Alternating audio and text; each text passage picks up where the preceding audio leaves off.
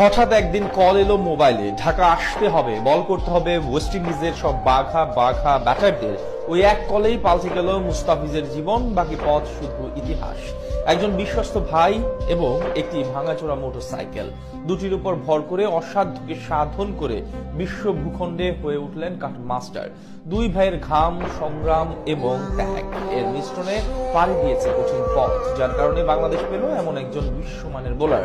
সিনেমাকে হার মানানো সেই গল্পের বাকিটা জানবো জিসান মাহমুদ শ্রাবণের মুখ থেকে। লোকে বলে কিছু স্বপ্ন আকাশের মতো বিশাল, কিন্তু কখনো কখনো মানুষ তার সেই স্বপ্নের চেয়েও বড় হয়ে যায়। জীবনের গোলক ধাঁধায় কখন কে কোথায় পৌঁছে যায় তা বলা মুশকিল। তেমনই হয়েছে মুস্তাফিজুর রহমানের সাথে।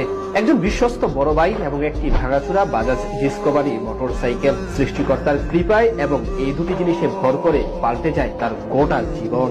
গ্রামের মাঠে টেপ টেনিসের ম্যাচ, প্রতিপক্ষ একটার একাই একের পর এক বাউন্ডারি হাঁকিয়ে জিতিয়ে ফেলছেন লড়াই।